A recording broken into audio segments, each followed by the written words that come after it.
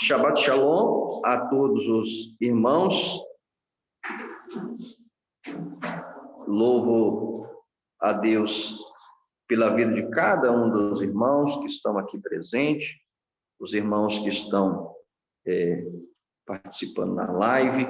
Hoje nós vamos estudar a Parashá Shelach Lecha, né? E essa Parashá não tem jeito, essa Parashá é chicote, essa Parashá é exortação, né? É uma advertência, mas é uma advertência para todos nós. A Bíblia diz que Deus corrige aquele que ama, né? Então, se o Senhor nos repreender através da sua palavra, é porque Ele nos ama, né?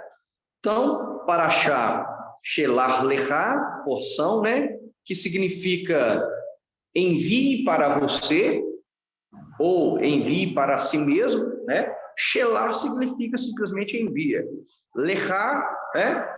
Para você mesmo. Essa porção é a porção de número 37. Então, nós já avançamos já mais da metade, né, das porções. E essa é uma Parashá muito importante. Então, Parashá de número 37, Parashá Shelach Lecha, que significa envie para você, ou envie para si mesmo, que corresponde a Números 13, a partir do primeiro versículo, e vai até Números 15, versículo 41, é até o final do capítulo 15. Então, são 3 capítulos, mas nós vamos aprender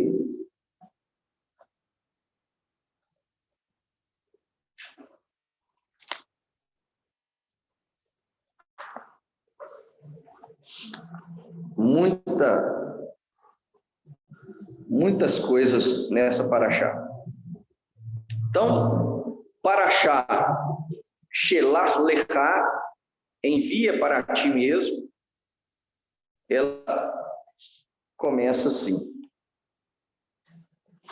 Adonai disse a Moshe: envie alguns homens para fazer o reconhecimento da terra de Canaã, né? Que dou ao povo de Israel. De cada tribo ancestral envie alguém que seja líder da tribo. Então, isso aqui é muito importante também. Era para enviar cada um de uma tribo, mas não era qualquer um. Era um líder, era um rosh, era um cabeça. Então, tinha peso.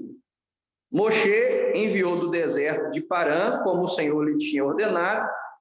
Todos eles eram homens da liderança dentre o povo de Israel. E aí nós temos a listagem dos 12, né? São 12 tribos, 12 líderes que foram enviados para o reconhecimento da terra.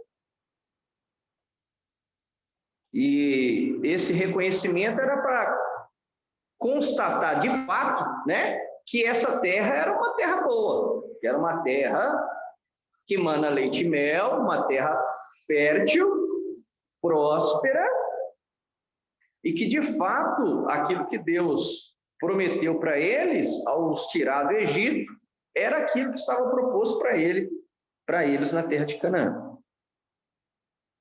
No versículo 16 nós temos um detalhe fantástico do capítulo 13.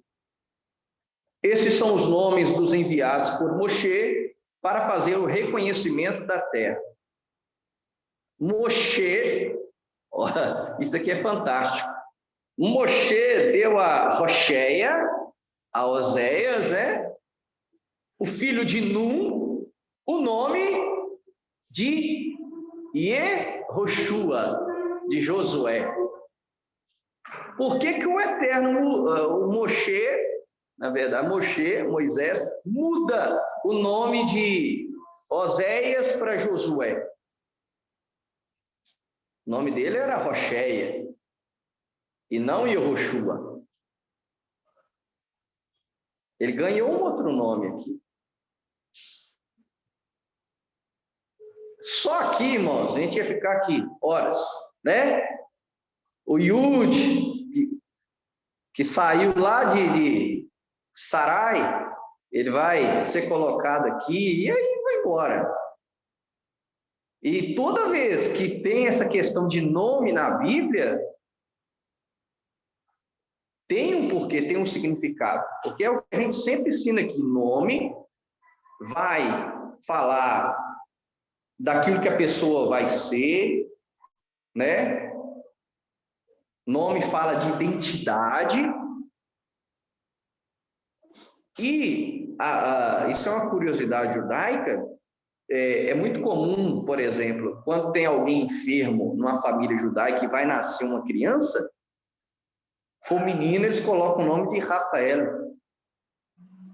Por quê? Rafa, o Senhor cura. Então, através do nome da criança, eles estão profetizando a cura sobre aquele que está enfermo. Você vê o poder que há no nome. É o que eu sempre ensino aqui nessa casa. Quando vai dar um nome para a criança, escolha a dedo mesmo, porque você está profetizando sobre a criança. Sobre aquilo que ela vai ser, para a família, para o lar, para si mesmo, para a sociedade, para o eterno, a função, a missão que ela vai ter. Então, por que Moisés chama o seu pupilo, o seu discípulo, Rocheia, e fala, olha, eu vou ministrar um novo nome sobre você, Yehoshua. Yehoshua é o mesmo nome também do nosso Messias. Como é que chama o nosso Messias? Yeshua. Yeshua é uma abreviação de Yehoshua. Então, nessa paraxá, aparece o nome do Messias. E aqui também a gente vai mais de hora só. Por que que o Messias aparece aqui? O nome do Messias aparece nessa paraxá. Fantástico. E só respondendo a pergunta retórica que eu fiz aqui, Moisés muda o nome de Oséias para Josué, ministrando sobre ele o significado do nome Yehoshua. O que significa Yehoshua? O Senhor salva. Ele estava ministrando sobre ele que o Senhor te salve, meu filho, daquilo que está prestes para acontecer. Olha o espírito de profecia sobre Moisés. Olha o espírito de profecia sobre Moisés. O Espírito de Deus estava sobre Moisés. Moisés falava face a face. Você acha que Moisés não sabia que estava prestes a acontecer? Ele chama o seu discípulo. Vem cá, meu filho. Eu vou mudar o seu nome de Rocheia para Yehoshua. Que o Senhor te salve daquilo que está prestes a acontecer. O que estava prestes a acontecer? Uma rebelião. O que estava prestes a acontecer? Lashon Hará. Maledicência. E era uma maledicência contra a terra que Deus havia de dar. Eles cometeram Lashon Hará contra a terra. Eles, dependendo da versão, eles difamaram, eles infamaram a terra. Ou seja, eles cuspiram naquilo que Deus tinha prometido. E na fala deles, fala, é melhor ficar aqui no deserto do que entrar aí nessa terra. Você gosta de ser desdenhado? Imagina para o eterno. É horrível quando a pessoa te desdenha, quando ela te olha de baixo para cima. Eles fizeram isso com as promessas do eterno. E o Eterno falando, já que vocês querem ver aquilo que eu prometi, podem, vá lá e reconheça, constatem que a terra de fato é uma terra que manda leite e mel. E aí esses líderes vão, tem até uma imagem quando você vai pesquisar sobre essa paraxá, né? 2 homens carregando uma tora com um cacho de uva, fantástico, para mostrar que a terra era fértil e fértil mesmo. Já pensou 2 homens para carregar um cacho de uva? Estava mais do que constatado que a terra de fato era uma terra fértil, terra que mana leite e mel. Então eles trouxeram o fruto, trouxeram algo que provava fato que a terra de fato era uma terra que emanava leite e mel. Só que, de novo, os líderes, não era qualquer um, eram líderes. Líderes de tribos, líderes de famílias, líderes de clãs. Começaram a difamar.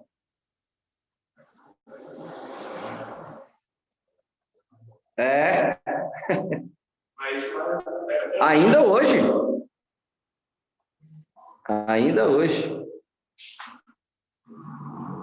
Então, esse foi o pecado. Os sábios do povo de Deus vão dizer que esse pecado foi pior do que o pecado do bezerro de ouro.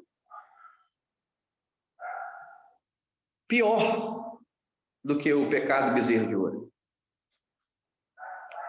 E aí, o Moshe Grilak, esse é o livro que eu falo, tem que comprar, tem que ler esse livro.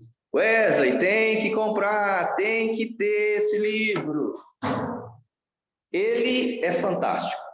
E ele começa numa retórica dizendo por que o pecado foi tão grave para o povo, sendo que foram os líderes que fizeram a cabeça do povo. Interessante.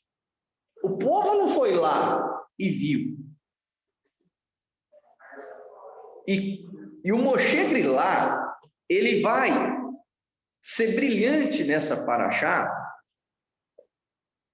porque ele vai dizer o seguinte, eu vou abrir um parênteses aqui e vou ler aquilo que ele disse sobre essa paraxá.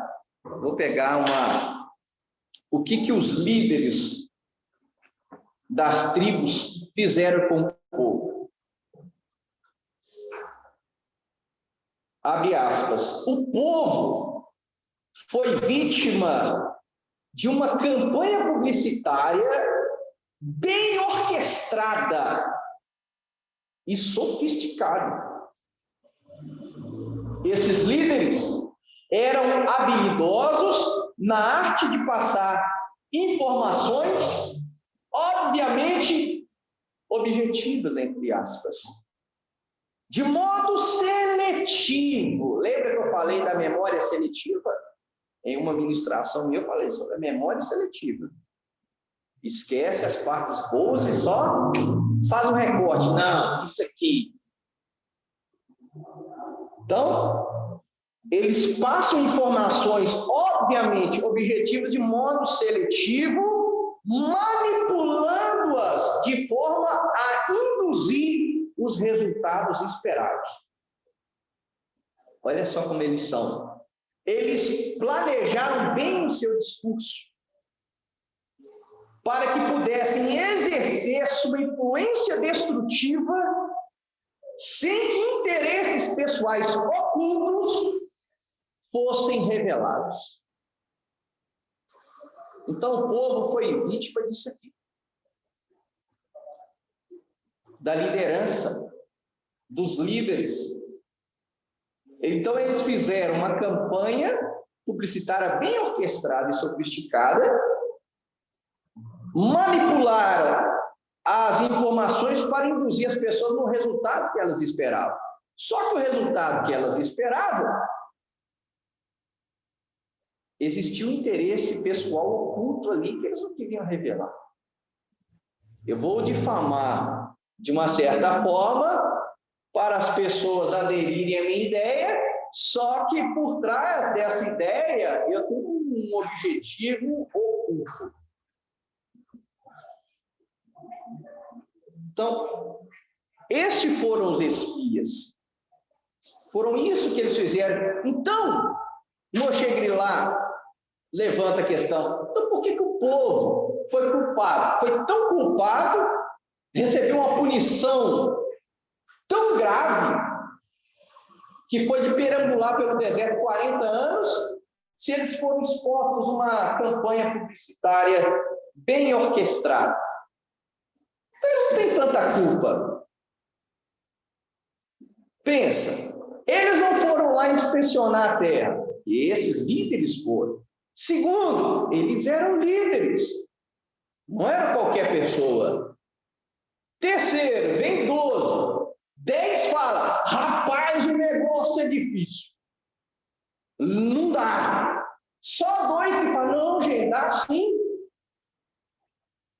A maioria está falando, gente, não dá. Não vamos entrar. E 2 falando, se coloque no lugar do povo. Eram líderes. Não era qualquer um. Foram 12. 10 vieram com relato negativo. Você vê que eles manipularam a difamação. Não foi de qualquer jeito. Eles fizeram um recorte. Informações selecionadas, visando alcançar o resultado que eles queriam. E isso aqui é importante. Eles tinham interesses pessoais ocultos. E nós vamos ver isso nas entrelinhas, né? Os interesses pessoais deles. Tá. Antes da gente falar sobre o povo, vamos falar um pouquinho mais sobre os espias. Eles eram para inspecionar a terra. E quando você vai inspecionar, você só deve trazer as informações daquilo que você viu. Você não pode ser parcial. Os espias foram parciais. Eles emitiram opinião. E aí o Moshe Grilá, ele vai nos trazer um escrito judaico muito famoso, que é o escrito da Akedat Yitzhak, em que ele vai dar o exemplo do que eles deveriam de fato ter feito e o que eles fizeram. De novo, eles, os líderes, fizeram uma campanha publicitária bem orquestrada e sofisticada e usaram, irmãos, técnicas. O negócio foi terrível. Eles usaram técnicas. E a gente tem que estar atento, porque essas mesmas técnicas vão ser usadas contra a gente. Sempre a gente estuda aqui e faz uma aplicação pessoal. Nós não estamos estudando coisa que aconteceu há 3.000 anos atrás, só por estudar, não. Aquilo que nós estamos estudando aqui é real, é atual, está acontecendo e vai acontecer nas nossas vidas. Primeira técnica que eles usaram, anote aí, a técnica do porém. Meu Deus do céu. A técnica do porém, gente.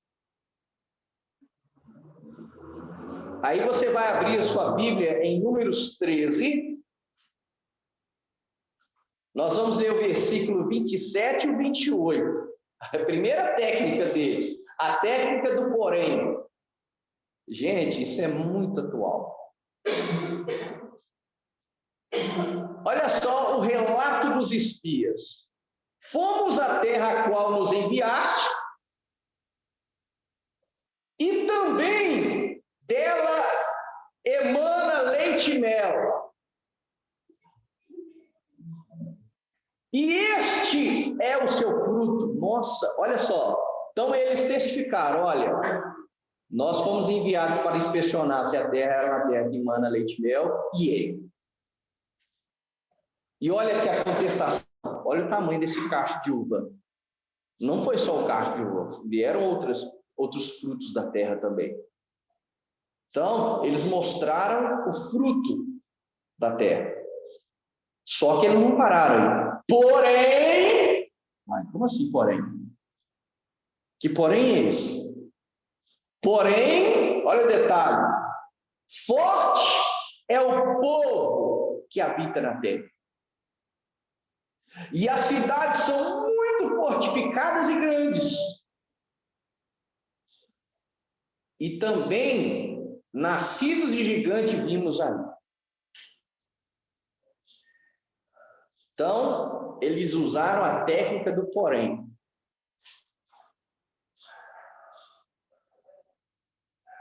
Sempre vai existir o porém. Para aqueles que cometem Lashon Hará. Não, a comunidade é boa. Lá tem um estudo fino. Olha aqui, meu caderno. Olha as anotações, olha os ensinos que tem lá. Porém, lá tem isso, lá tem aquilo, lá tem aquilo outro. Ao porém. Aí vem os poréns. E esse porém é para quê? Para te influenciar a desanimar. O pecado desses espias foram terríveis, porque eu desanimei. E aí eu desanimei. E aí eu quero te desanimar também.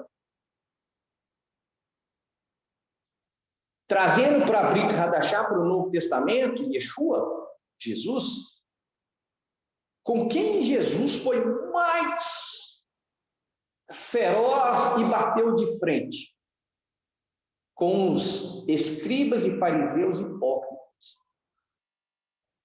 E você vai lembrar comigo de uma frase que ele disse: olha, vocês não entram no reino e impedem que essas pessoas também entrem. Então, existem esses tipos de pessoas infiltrados dentro do reino dos céus, em que elas não entram e elas vão querer te desanimar. Vão querer desanimar a sua fé. E esse é um pecado terrível.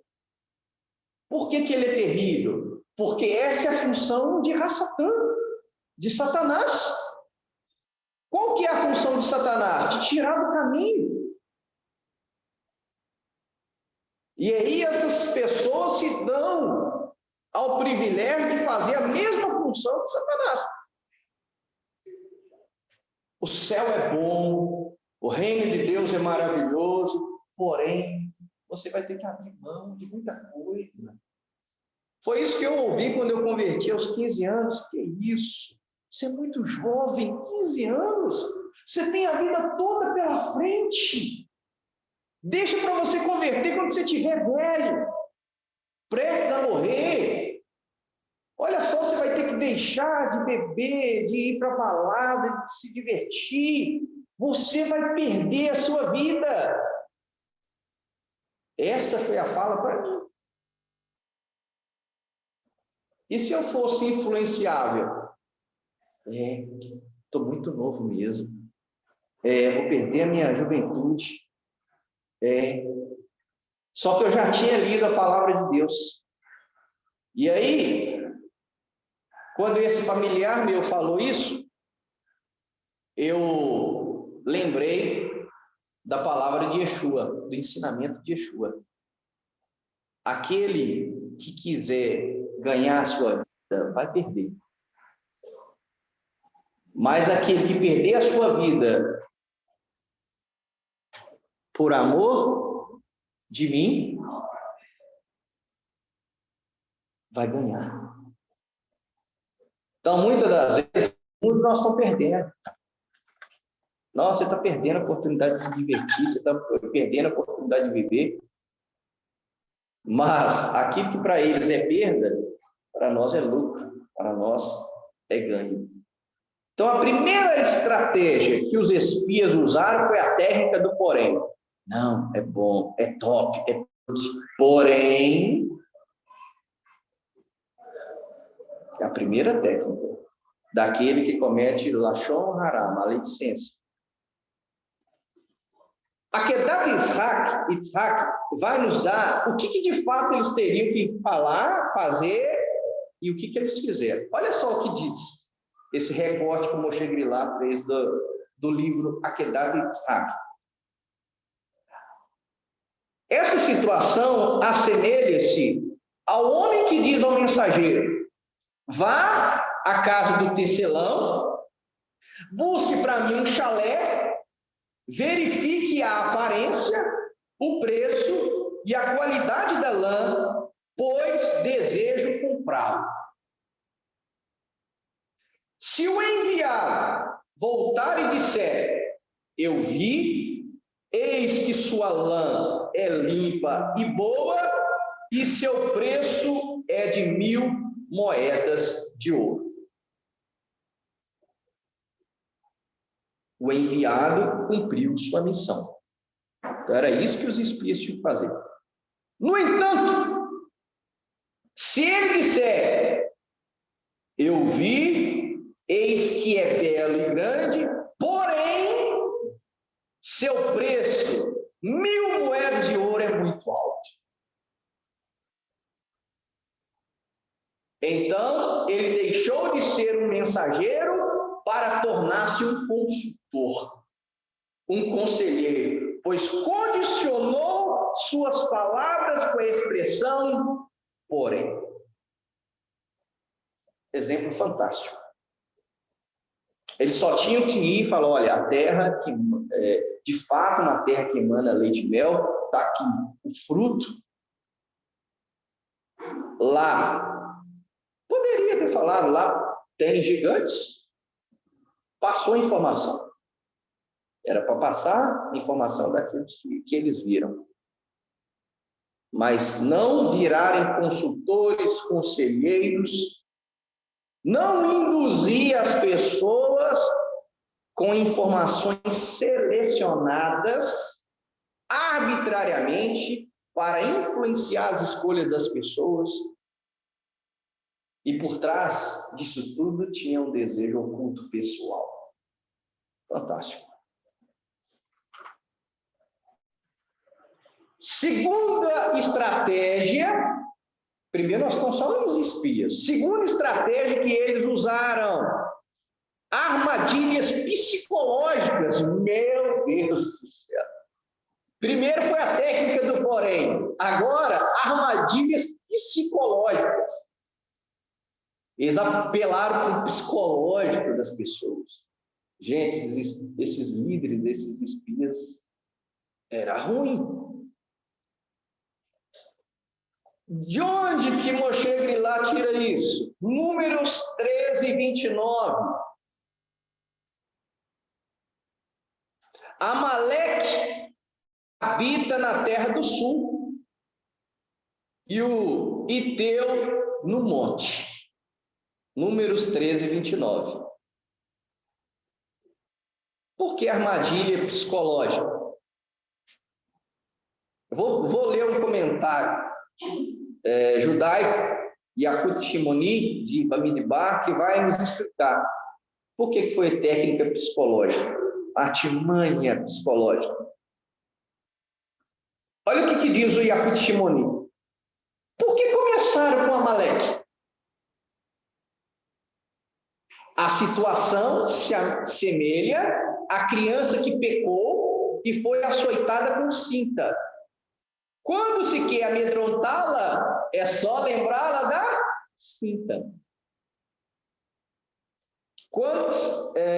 Assim foi Amaleque uma cinta perversa para Israel. Então, quando eles falam: olha, lá é assim, e tem Amaleque lá. eles tocam num trauma que o povo de Israel já tinha. Quando eles saem do Egito, qual foi o primeiro povo que atacou eles de forma sorrateira? Amaleque.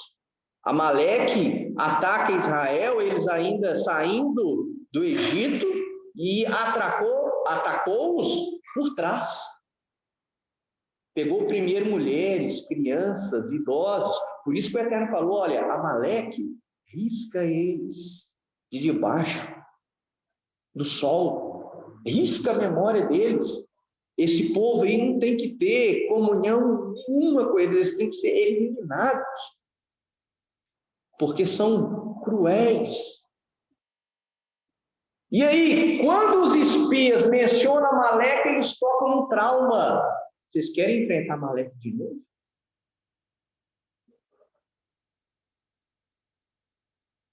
Então, eles são tão sagazes que a armadilha psicológica deles, eles vão tocar em pontos específicos. Então, recapitulando, técnica do porém. Aquele que vai procurar te afastar do caminho de Deus, ele vai falar, olha, é muito bom, é muito lindo, porém, para te desanimar. Segunda técnica, armadilha psicológica. Ele vai te tocar, olha, para que você está tentando de novo? Você não já foi frustrada por líderes? Pastores já não te frustraram? Para que você vai insistir nisso de novo? Entendeu? Apelo psicológico, eles vão lá, eles sabem da fraqueza de cada um e vão lá. Qual que é o intuito? Te desanimar. Por quê? Porque eles já desanimaram. Eles não vão entrar no reino e querem que você também não entre. Venha fazer parte do nosso clube.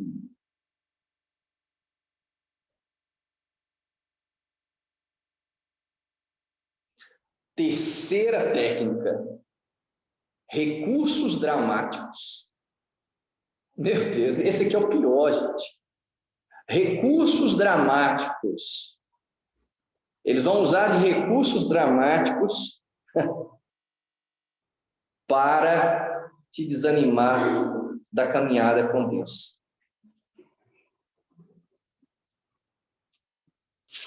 Esse recurso dramático é extraído do comentário de Números 14:1, que diz assim: nesse momento todo o povo de Israel gritou desesperado e chorou durante toda a noite.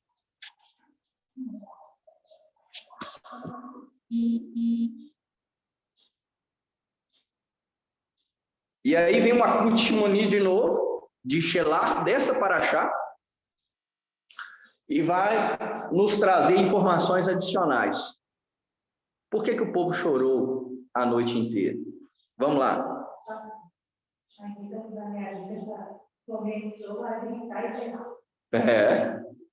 É escândalo. É o recurso dramático. Quando você vê uma pessoa... Gente, isso é um recurso psicológico também. É algo fantástico. Por exemplo, quando a pessoa boceja e você está olhando para ela, você faz o quê? Ou boceja ou dá vontade de bocejar. Quando você vê uma pessoa rindo, isso já tem vários vídeos mostrando isso. A pessoa aí o outro olha, acha engraçado aquilo, ele já começa a rir, aí o outro olha, vê duas pessoas sorrindo, ele começa a rir também, só que aqui foi oposto, Israel. Aqui foi choro. E aí, meu Deus do céu, o negócio foi tenso. Se o líder que viu está fazendo isso, e aí começou. E aquilo foi alastrando, e olha o que diz. Aí todo o povo de Israel gritou desesperado e chorou durante toda a noite. Aí vamos para o Akut-Shimoni de Shelah. Quando voltaram da viagem, olha, meu Deus do céu, vieram e se espalharam. cada um deles indo para a sua tribo. Então, cada líder foi para a sua tribo. Ao chegarem à esquina de suas casas, seus filhos e filhas vieram recebê-los e perguntaram: como foi a viagem, meu senhor? De repente, caíram diante deles e diziam: já pensou, o líder chegando, só essa cena você já em choque, meu Deus. O líder prostrou. Eu só perguntei como é que foi a viagem. E aí, eles diziam: apiedo-me de vós, meus filhos e filhas, pois os amorreus estão destinados a vos dominar. Quem logrará ver a face de algum deles? Ou seja, vocês vão virar escravos, eles vão te dominar, eles vão te massacrar. E imediatamente todos começaram a soluçar e a chorar, até que os vizinhos ouvissem e também começassem a chorar. E assim, família por família, toda a tribo chorou. Cada um fez sua tribo chorar, até que os 600.000 se tornaram um único bloco. Levantou-se toda a congregação e ergueu suas vozes e chorou o povo naquela noite.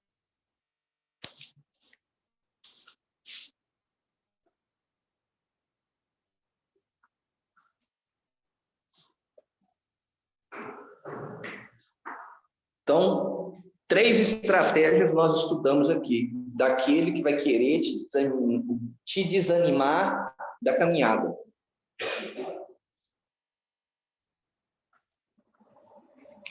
Primeiro, a técnica do porém. Não, é bom mesmo, porém. Segunda técnica, a armadilha psicológica. Vai atacar na sua fraqueza, na sua frustração. Terceiro, recurso dramático.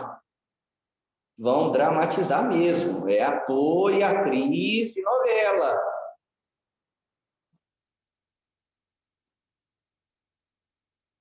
Só que tudo isso está imbuído, lembra? De um desejo oculto pessoal que não é revelado.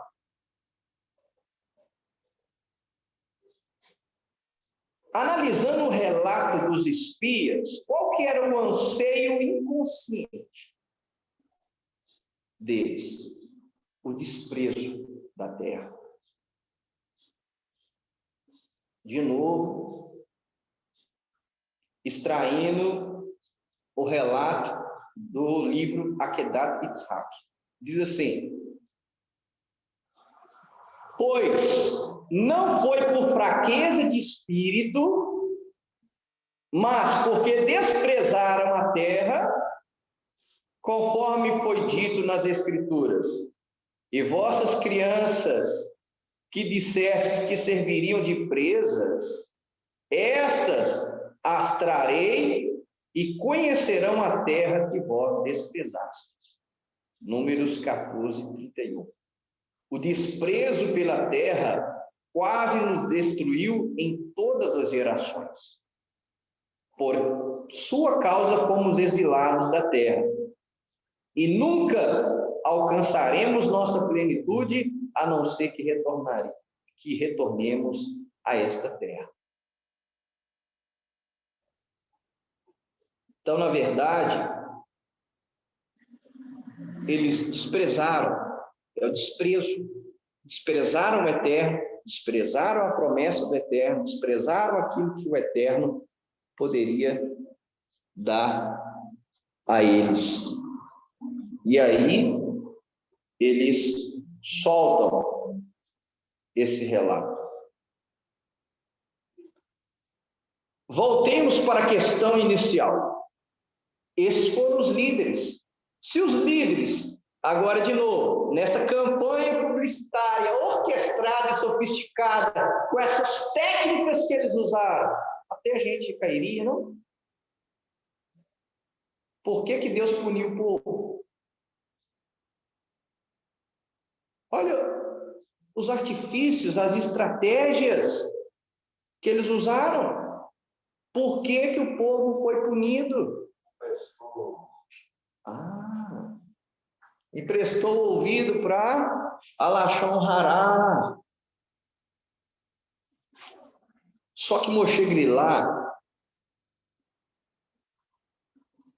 ele vai tocar na ferida. E é forte essa frase. Ele vai dizer assim, olha, pois bem, o castigo divino revela-nos uma dura e cruel verdade. Qual é? Em qualquer, aprenda isso, irmãos, em qualquer situação ou condição, as pessoas ouvem, além dos fatos e do turbilhão das palavras, apenas aquilo que desejam ouvir. Então, resumindo, as pessoas ouvem apenas aquilo que desejam ouvir. A pessoa pode falar. A pessoa pode falar, pode tentar te desanimar, mas quando você está convicto, quando você está certo, dentro de si, pode vir, como ele disse, que um turbilhão de palavras, você só vai ouvir aquilo que você quer ouvir.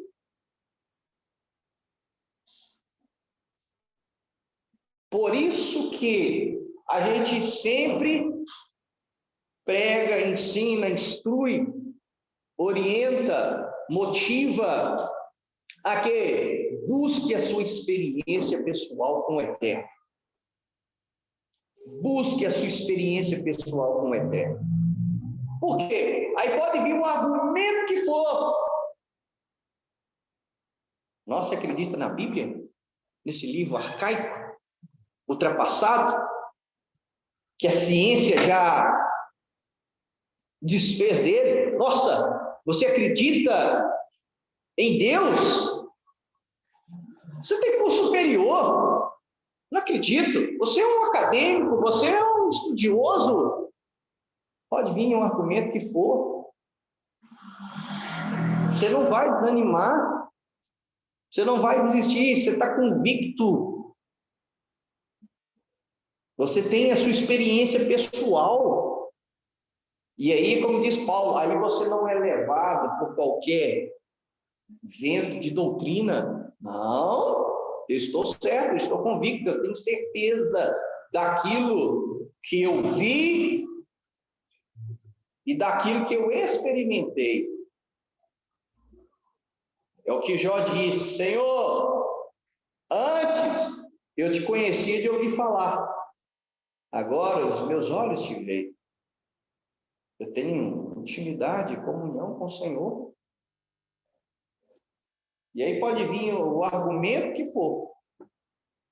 Então, qual foi o pecado do povo? Ouvir aquilo que eles queriam ouvir.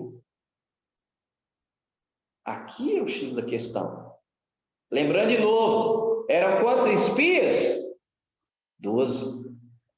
Todos trouxeram o mesmo relato? Não. Tinha uma minoria, não tinha? Por que eles não ouviram a minoria? Por que eles quiseram ouvir a maioria? As pessoas ouvem aquilo que elas desejam ouvir. É forte.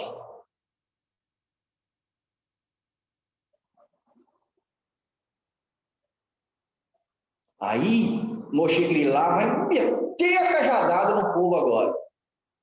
Ele vai dizer o seguinte: não foi o relato objetivo, entre aspas, dos espias que o convenceu o povo, né? Este apenas deu legitimidade à sua vontade. Era só isso que eu queria ouvir, gente. Eu já estava fasto. Eu já estava doidinho para sair do caminho. Eu só queria um motivo. que me desse legitimidade para falar, eu estou saindo por causa disso. Então, na maioria das vezes, quando você vê um desviado, por que você desviou? Ah, não, o pastor me frustrou. Ah, não, os irmãos lá não eram carinhosos comigo. Ah, não, lá tinha muito louvor. Ah, não, lá tinha muita palavra. Ah, não. Nunca o erro vai estar nela. Vai estar no outro. Para quê? Legitimar a sua própria vontade. Na nossa caminhada, nós já ouvimos, irmãos, não vale a pena mexer com o povo. Vocês estão querendo ser pastores? Eu ouvi isso de um pastor frustrado, que nem é pastor hoje mais. Falou, cara, não vale a pena, vai por mim. A esposa dele falou a mesma coisa, não vale a pena. Não vale a pena. Eles são ingratos. Você faz. E aí depois, eles te abandonam. Pensa se eu ouvisse só esse relato.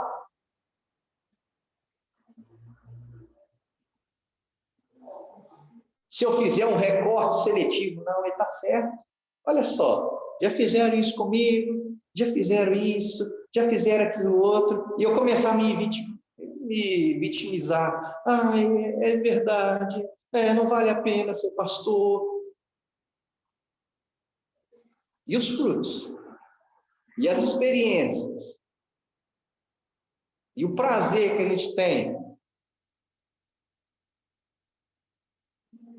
quando uma pessoa está sentada ouvindo, tomando nota. Então, as pessoas ouvem apenas aquilo que desejam ouvir. Então, na verdade, dentro do povo tinha o quê? O desejo de se afastar de Deus. O desejo oculto era esse. Só que eu não posso falar que eu estou saindo por causa disso. Eu tenho que ter um argumento, alguma justificativa para legitimizar por que eu estou saindo.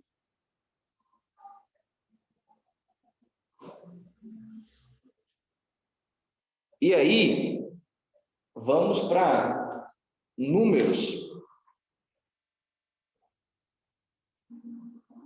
14.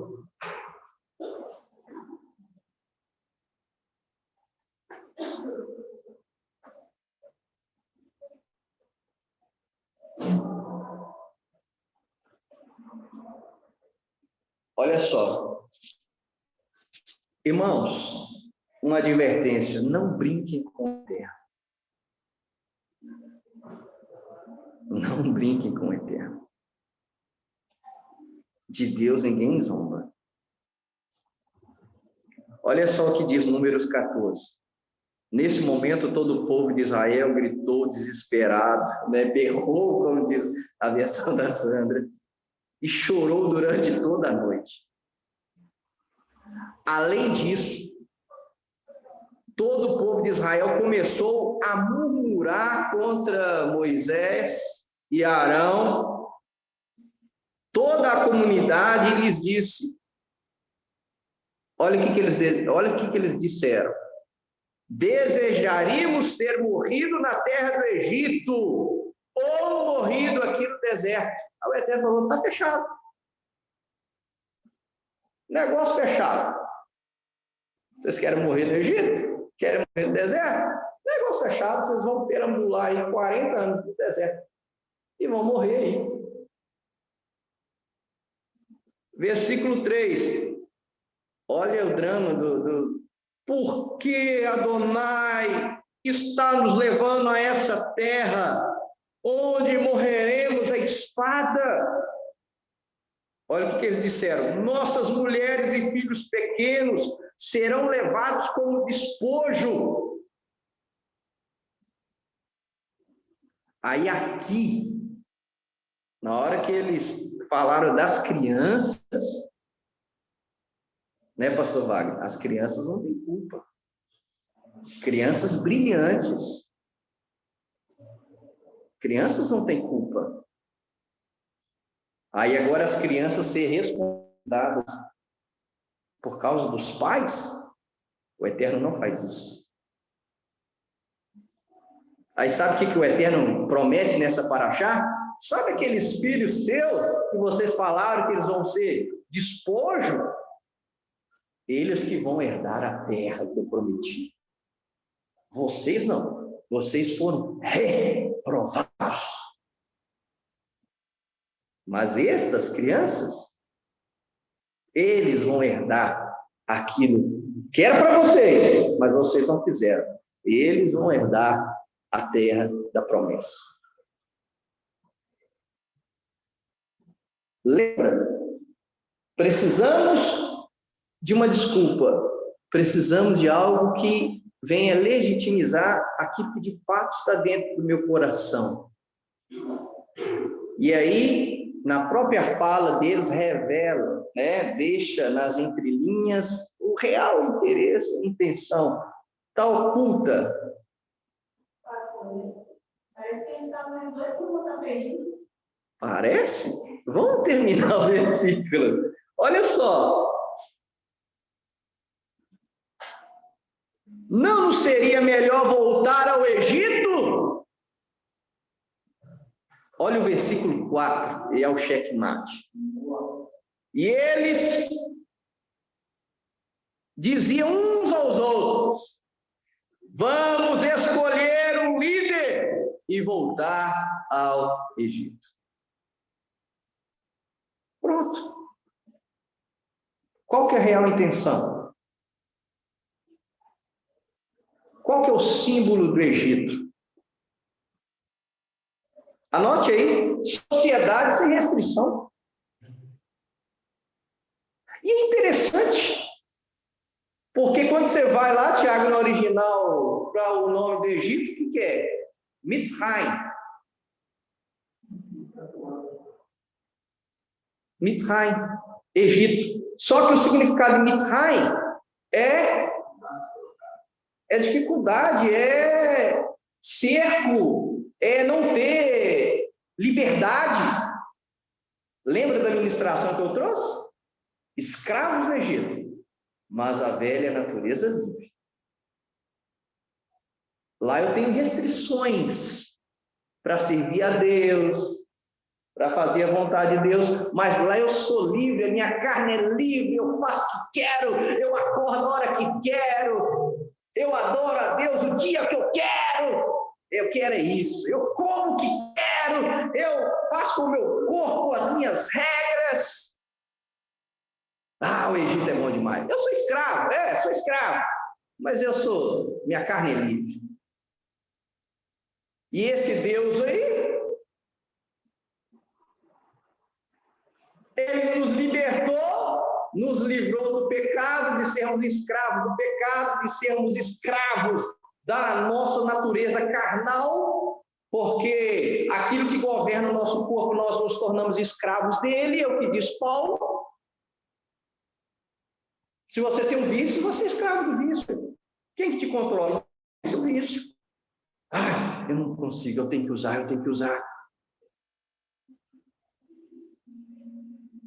É escravo.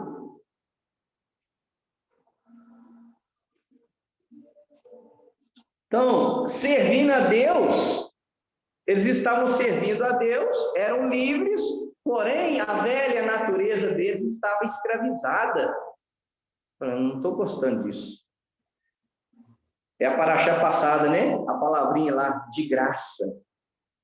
Sem o ônus do mandamento. Eu não quero mandamento.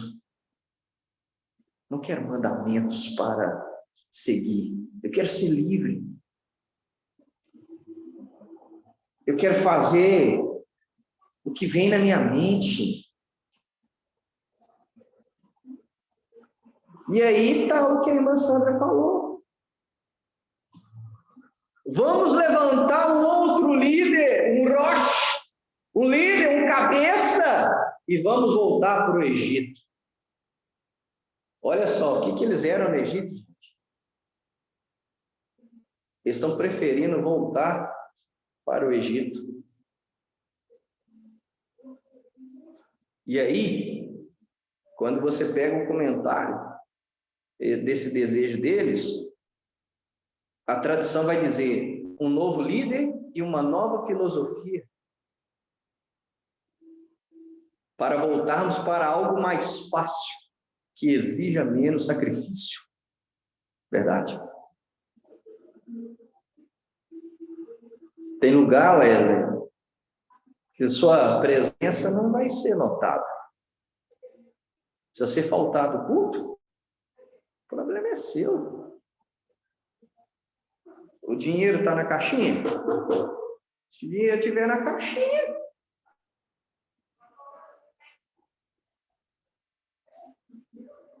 deixa eu mandar mensagem para o irmão. Irmão, não veio no culto. E faltou outro culto de novo. Comunidade é chata. Viu, Anitta? Você que está chegando, comunidade é chata. Os pastores são chatos. Uai, Anitta, você não veio no culto? O que está acontecendo? Ô, Sandra, a Anitta não veio no culto? O que está acontecendo? Ô, irmãos, vocês estão chegando atrasados, o culto tem que ter ordem. Nossa, o pastor cobra hora para chegar. Cobra frequência. Ô, irmão, você não entendeu o que é ceia até hoje, não, irmão? Se você não vier na ceia, você não tem comunhão. Por isso que é disciplina, porque você já está cortado. Eu só estou concretizando aquilo que no mundo espiritual já aconteceu. Nossa, lá, se você faltar de ceia, ele quer nem saber. Vai lá. Eles, de tesoura. Ih, rapaz, lá agora tem um tal de maná diário. Você tem que ouvir o áudio todo dia. Aí tem um outro pastor lá que é pior ainda, o tal do careca. E ele fica pondo você para falar aquilo que você entendeu, rapaz. Eu não gosto de falar. E o pastor fica querendo que eu fale, que eu dou minha opinião. Eu não quero, só quero ficar quietinho aqui. Mas o pastor fica, não, fala. Mas qual que é o objetivo? Desenvolva, meu irmão. Desenvolva, perda a timidez. Nós somos uma família. E a gente quer o conhecimento nivelado. E, irmão, tem a tal das festas. Meu irmão, se você faltar da festa, não tem perdão, não. Lá você não pode nem fofocar que eles ficam. Lá chorrará, irmão. Lá. Não dá. Você não pode comer bacon? Pensa, um negócio desse. Linguicinha calabresa, meu Deus, não pode? Também não pode, não. E o meu japa? Eu gosto de comer lá uns peixes de couro. Não pode. Eu gosto dos frutos do mar, não pode comer fruto do mar, gente. Lagosta, gostoso, chique, de luxo, não pode. Pra você ver. É muita restrição. Vamos voltar para o Egito. Lá não tem nada disso.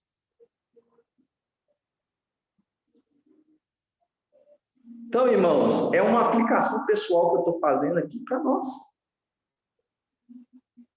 Então, motivos nós vamos ter. Murmuraram contra Moshe e Aharon. Vão murmurar contra a liderança. Irmãos, eu não sou perfeito. Pastor Wagner não é perfeito. A liderança dessa casa não é perfeita. Vai ter, nós vamos deixar brecha. Aqui, nesse ponto aqui. Eu cheguei atrasado hoje, os irmãos já estavam aqui, Ué, pastor, você cobra horário, você chegou atrasado hoje? Você vai achar brechas em mim, porque eu sou falho. Vai achar brecha na minha família. Quem é perfeito? O que é igreja? Eu sempre friso. A igreja é um conjunto de pessoas imperfeitas, buscando o único que é perfeito, que é Deus. Nós estamos almejando a perfeição. Alcançamos? Não. Desistimos? Também não. Nós viramos o alvo.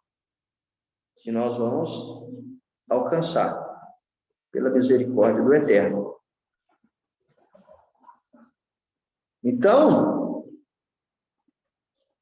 eles queriam um líder,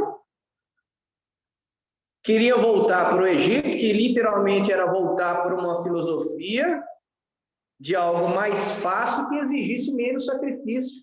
Irmão, servir o Eterno é difícil. Não é para qualquer um mesmo, não. Não é. Porque não tem como você conciliar servir o Eterno e fazer suas vontades. Uma hora vai esbarrar. Não dá para conciliar. Uma hora você vai ter que escolher. Ou você abre mão do Eterno, ou você abre mão de alguma coisa que você ia fazer.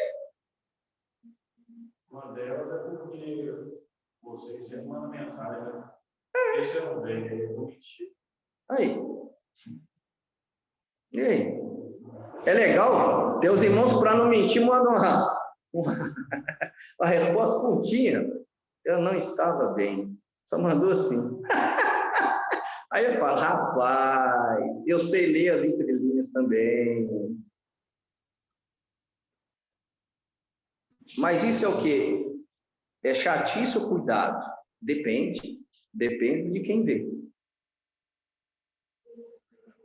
E esse desejo? Vamos levantar um outro líder e vamos voltar para o Egito. É algo que ficou lá 3.000 anos atrás? Ou será que é algo atual? Vamos lá para 2 Timóteo 4. Vamos buscar o livro que fala aqui, que está no nosso coração.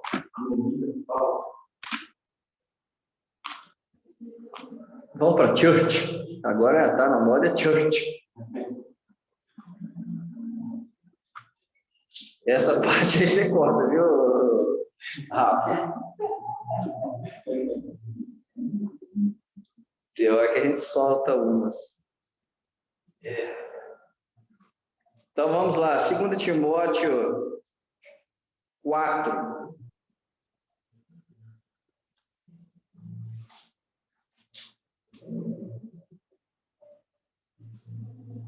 Eu vou ler até a partir do 1º versículo, para vocês verem como que Paulo era incisivo.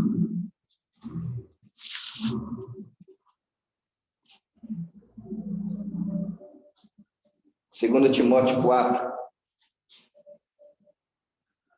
Eu o incubo de forma solene diante de Deus e do Messias Yeshua, que julgará os vivos e os mortos quando aparecer e estabelecer seu reino.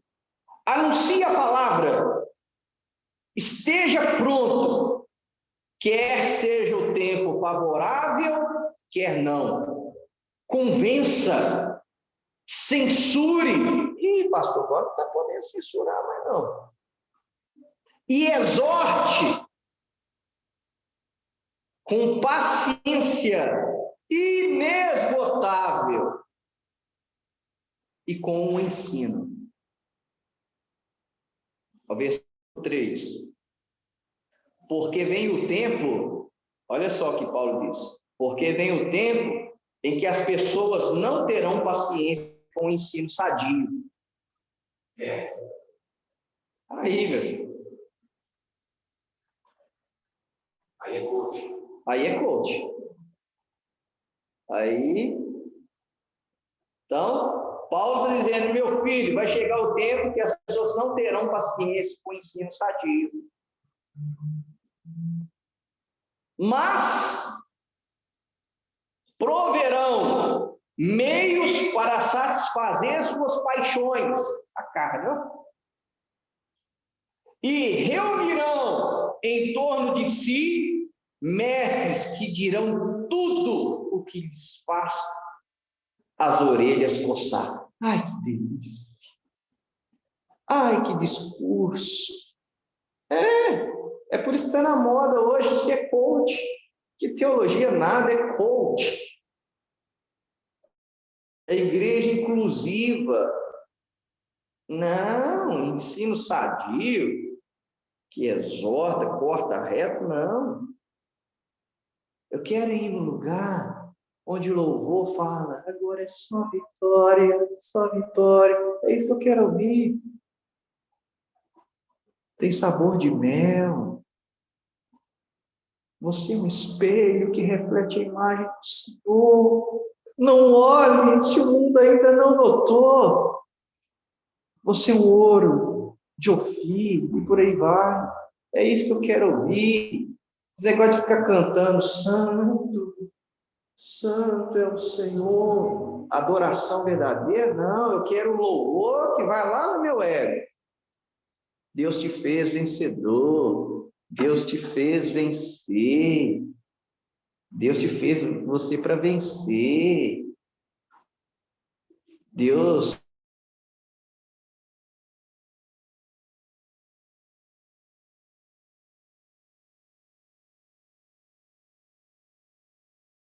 vai te fazer prosperar.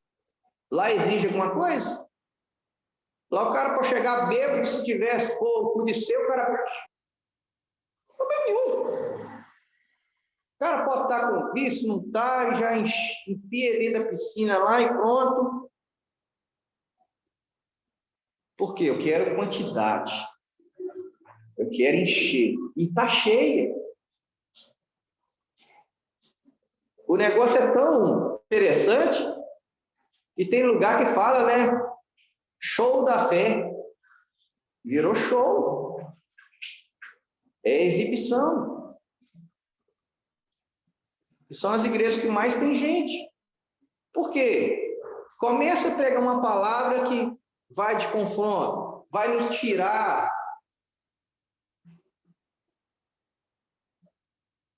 do nosso habitat natural. Não, eu cresci assim, sempre conduzi a minha vida assim, por que agora eu vou mudar? Não. Então eu vou promover meios para satisfazer as minhas paixões e vou reunir para mim um mestre que diga tudo que faz até meus ouvidos coçar. Sabe que a coceirinha gostosa? É essa expressão que Paulo está usando aqui, é que a coceirinha gostosa que dá quando você está coçando o ouvido, é o mesmo discurso dos mestres que eu quero para mim. O discurso que vão, ai, que delícia.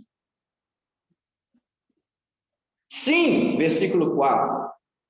As pessoas se recusarão a ouvir a verdade e se voltarão para os mitos. Só que a mensagem que eu tenho para todos vocês que estão aqui hoje é: você, porém, permaneça firme em qualquer situação. Suporte o sofrimento e faça o trabalho requerido de quem anuncia as boas novas. E faça tudo o que seu serviço a Deus requer. Fique com essa palavra. Permaneça firme em qualquer situação. Suporte o sofrimento e faça o seu trabalho. Anuncie o evangelho. Faça tudo o que Deus requer de você. Fique com essa palavra.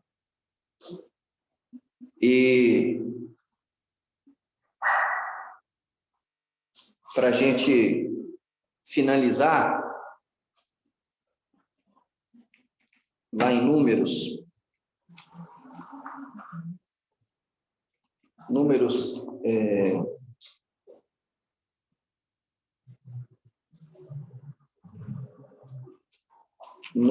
14.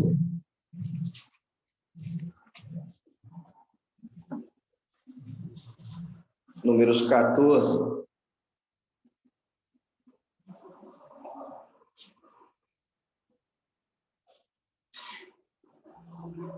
Então, eles desejaram um novo líder e queria voltar para o Egito. Tem uma frase que eu quero que você anote. É uma frase forte. Baseada em Números 13:3. Deus guia os homens, cada qual pelo caminho que deseja ir. Deus guia os homens, cada qual pelo caminho que deseja ir. Se hoje eu estou no caminho que eu estou, foi porque eu sempre desejei isso. Ainda na ignorância do catolicismo, ainda na minha adolescência, lá na igreja católica,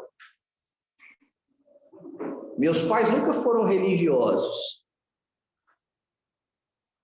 Mas ele sempre impedia para alguém que estava aqui no bar levar a gente para a missa. Aí o camarada levava a gente para a missa, e aí depois vinha nos trazer e aproveitava para beber a cachaçinha e a cervejinha dele.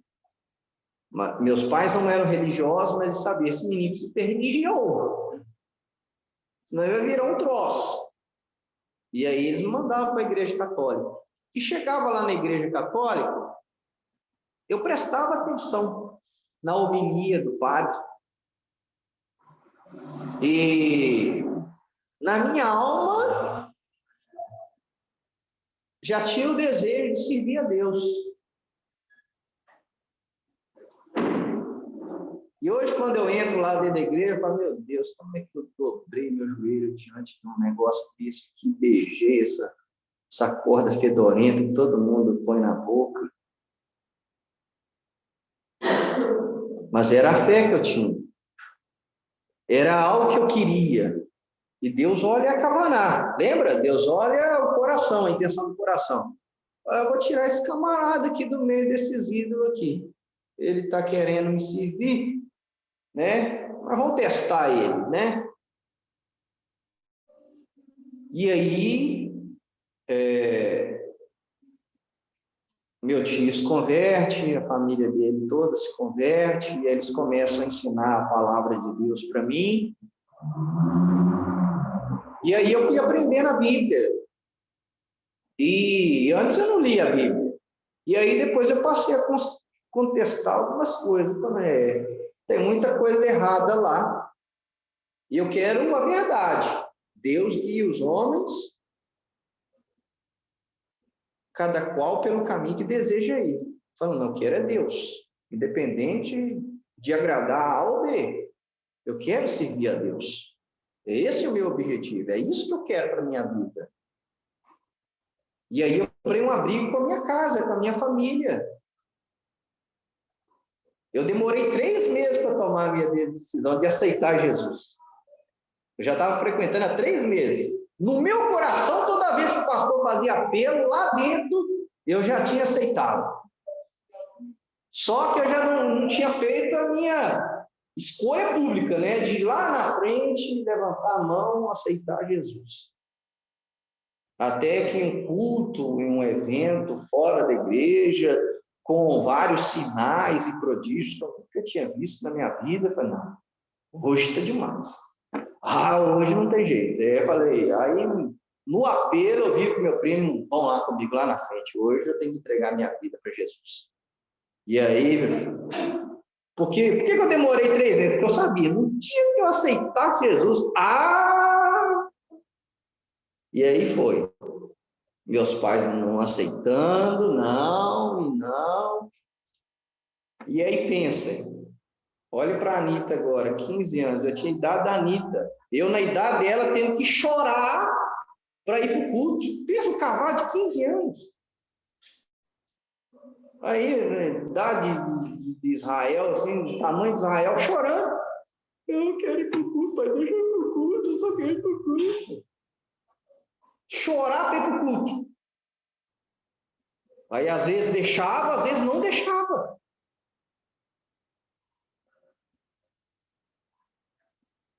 E aí acontece, na minha época de conversão, um escândalo terrível. E aí, para os meus pais, foi o máximo. Tá vendo? Você quer isso? É isso que você quer? Só que é o desejo do coração, é aquilo que você quer mesmo. Eu tinha certeza do caminho que eu estava seguindo. Independente do líder que eu seguia ter tropeçado. E aí eu persisti. E aí é o que eu contei para vocês. Eu converti com 15 anos, eu li a Bíblia toda. Não só li, eu estudei a Bíblia. Eu ganhei uma Bíblia de estudo, lia o versículo e corria lá para a nota de rodapé. Ainda mais que eu era novo convertido, não sabia de nada. E aí as notinhas de rodapé inicial da Bíblia de estudo aplicação pessoal, que a minha mãe, que não gostava de crente, falava que se fosse veneno, matava todos os crentes, tinha me dado, porque ela viu perseverança. E eu pedi, né? Mãe, dá uma Bíblia de estudo. E aí, sempre estudando, sempre estudando, sempre buscando conhecer a verdade. E aí, o primeiro culto que eu prego, com meses de crente, preguei em culto de criança. Foi a primeira vez que eu preguei, foi no culto de criança. Um paletó emprestado. Primeiro eu usava roupa social emprestada, era lindo. Se vocês pegar foto minha de quando eu converti, parecia um palhaço. Era terno de uma cor, calça de outra, camisa social de outra, gravata de outra, era tudo emprestado. Eu ia igual o Wesley, ir lá, me transvestia, trocava de roupa, ia social para a igreja, nem roupa de crente eu tinha. E estudando. Meu curso teológico eu já contei para vocês. Eu dormia dentro da sala de aula. Igual aqui. Estava tendo a aula, o professor, aí acabava a aula, eu não tinha dinheiro, para pagar pousada e nem hotel lá em BH. E aí, às vezes, que o irmão tinha misericórdia de mim, ele me levava para a casa dele, eu tomava banho, jantava, né? E quando não era? Quando o irmão, coração endurecia, e aí levava aquele colchãozinho de exército, era até de exército, nem rapaz, só para não falar que estava dormindo em chão puro, dobrava lá no chão da sala e dormia. Aí eu tinha que acordar mais cedo para arrumar, dobrar, tirar os negócios. Lá arrumaram um lugar para a gente tomar banho lá mesmo, tomava banho. Aí tomava café próximo lá e cortava o dia inteiro. Era um final de semana. Eu ia para Belo Horizonte para estudar. Tudo para quê? Para querer conhecer mais de Deus, da palavra. Servir a Deus exige sacrifício. Né? E a gente sempre gostando de pregar, de levar a palavra, foi nessas indas e vindas que a gente conheceu o pastor Wagner e tal, ele que me levava para pregar. Tem essa história também. Eu não tinha carro para pregar, ele tinha a Joaninha dele. Eu acho que eu comecei com a Joaninha, né? Não era o Gol, peguei o Gol ainda. Peguei o Gol ainda. É forte. Ele lembra da igreja de Bambu, que nós fomos lá. Muito maravilhoso, é forte. Então, irmão, Deus guia os homens, cada qual, pelo caminho que deseja ir. E aí, quando você vê hoje a gente no caminho que a gente está, tem muita história. Tem que ter história, não tem? Tem que ter história. Quantas vezes saí de madrugada, ia aprender com o professor Josué, e ele tinha uma sede para ensinar e eu uma sede para aprender. Só que eu olhava, rapaz, o último 11 é 11 horas, e o homem está falando. Meu Deus do céu. Aí acabou, eu perdi um ano de 11 horas, aí era meia-noite, era 1h da manhã, era 2, eu falei, deixa esse homem vai falar até o dia. Aí eu tinha dia que eu saí da casa de 3 horas da manhã. Aí pensa, o camarada morava no São Gonçalo ou no Rosário. Eu saí do São Gonçalo do Rosário a pé até os Cabanas, sozinho. 3 horas da manhã. Por causa de quê? Sede pela palavra. Então, Deus guia as pessoas, cada qual pelo caminho que deseja ir. E o que Jesus diz? Pelos frutos você conhece. Pelos frutos os conhecereis. Cada um de nós, a gente é conhecido pelos frutos. E para finalizar, Números 14, 35, eu quero deixar uma advertência pastoral para todos nós.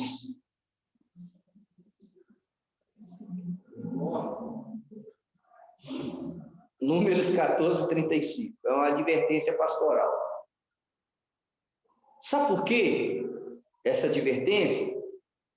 Porque você vai olhar para pessoas que saíram do caminho e vai falar, uai, mas de fato o camarada está melhor agora do que quando ele estava na fé. O que está acontecendo? Aí eu quero deixar essa advertência aqui de Números 14, 35.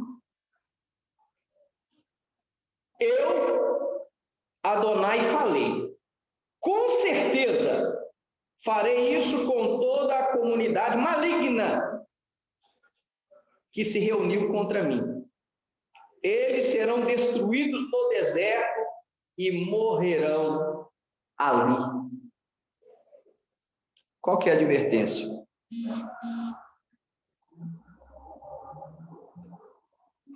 Eles ficaram perambulando pelo deserto quantos anos? 40.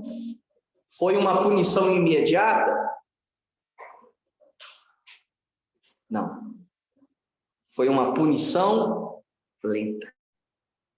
Eles foram definhando aos poucos. 40 dias. 40 dias inflamando o coração daquilo, preparando um discurso com 40 dias. Foi ensaiado, o discurso foi ensaiado, foi orquestrado. Só que eles conseguiram angariar. Quem? Aqueles que quiseram ouvir. As pessoas ouvem apenas aquilo que querem ouvir. E Deus guia as pessoas, cada qual pelo caminho que ela deseja ir. Isso aqui a gente poderia ficar horas aqui também, de vários textos bíblicos aqui como exemplo. Então, qual que é a advertência? A punição é lenta. Não se iluda. Às vezes você olha para a pessoa, não, a pessoa saiu da igreja, saiu do caminho, fez as suas próprias escolhas, parece que está tudo bem. Não está. Não está. Ela está definhando aos poucos. É triste. Está definhando aos poucos. Pode demorar 40 anos, velho. Mas o fim vai chegar. E a punição para a comunidade maligna. Existe uma prática específica para quem é caminho, para quem tira alguma coisa. Quem fala, e tudo que eles falaram aconteceu com o povo, os inimigos se levantaram, mas é uma prática específica para o começo da jornada e para quem ouve também. E aí, você vê que é o Eterno conduzindo. Eu vou terminar com a frase do pastor Wagner. Yakut 745 diz assim: Rabi Elazar ben Parta, ele diz o seguinte: os espias que difamaram a terra, uma coisa inanimada, mereceram a morte, qual não seria o castigo para quem difama seu próximo? Se eles falaram mal da terra, eles mereceram a morte? E aquele que difama o próximo, qual será a punição dele? Então, irmãos, essa paraxá traz esse alerta para todos nós. Nós vamos ser testados. Então, que nós tenhamos, anote uma última palavra hebraica aí. Bitachon, com C-H-O-N. Bitachon. Escreve bitachon. O que é bitachon? Fé completa.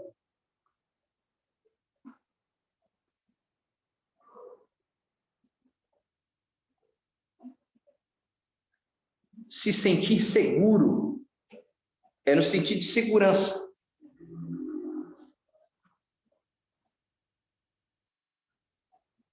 Se sentir seguro. Você ter convicção, certeza. Igual quem? Josué e Caleb. O que eles falaram? Subamos e possuamos a terra. O Senhor nos dará a terra. E só quem entra na terra? Josué e Caleb.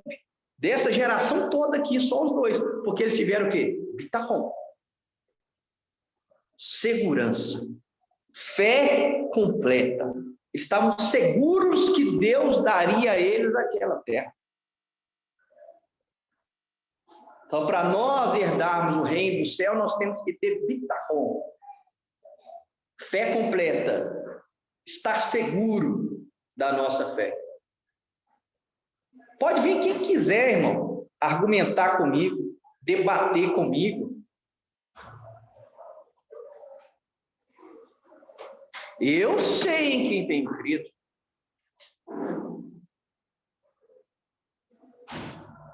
Tenho base bíblica da minha fé, eu sei responder a razão da minha fé, mas não é só isso.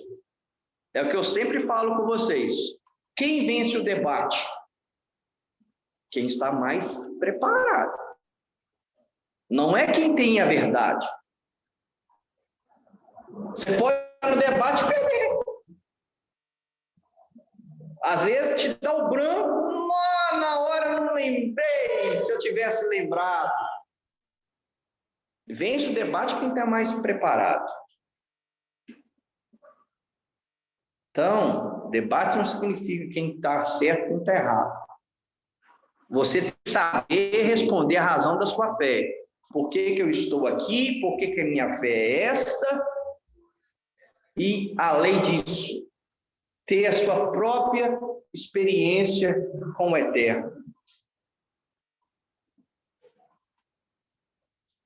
Você teve a sua experiência pessoal com Ele?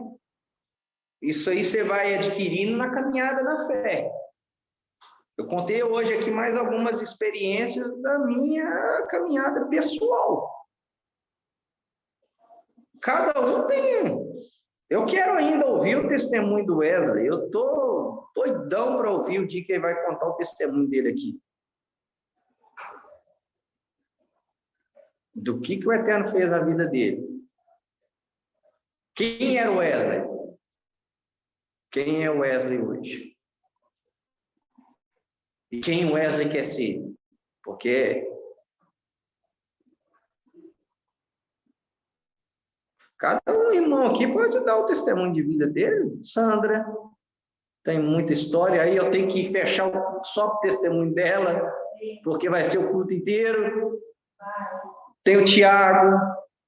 Cada um aqui tem a sua própria experiência, seu testemunho de vida, como é que chegou aqui. Sozinha. Então, Deus guia Os homens, cada qual pelo caminho que deseja ir. A gente não chegou aqui à toa, não, gente. O Eterno não nos reuniu aqui por acaso, não. Cada um tem a sua experiência pessoal, mas nós temos algo em comum, comunidade.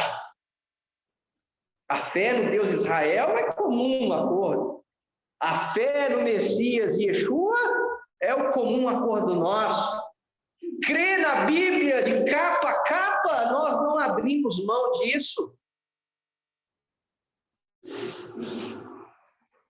É por isso que nós temos, o povo não se fechou em bloco para o mal, para chorar, para berrar.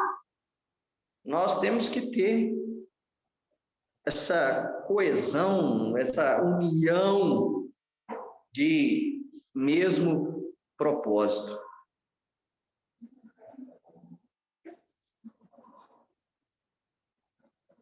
Amém?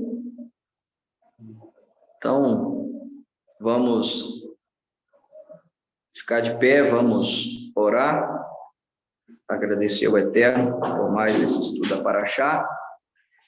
Hoje à noite, nós teremos pastor visitante aí, pastor Leonardo,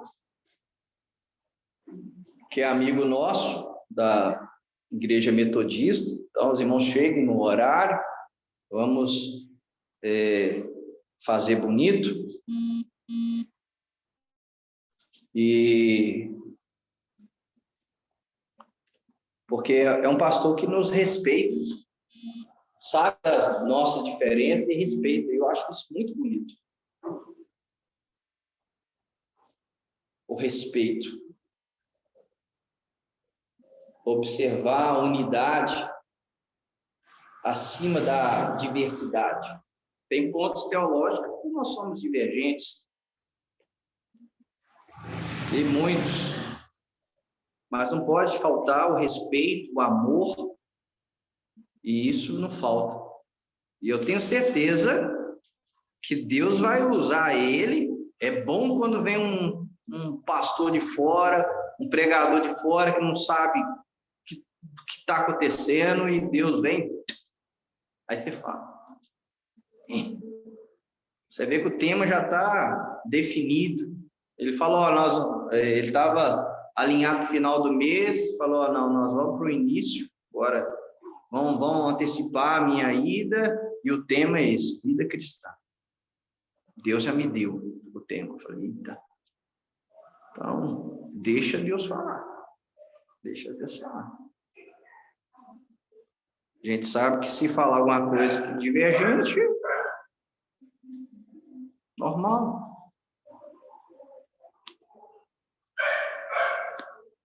Alguma coisa pode divergir de interpretação bíblica, mas a Bíblia é uma só. Então vamos orar. Irmãos, então, Shabbat Shalom.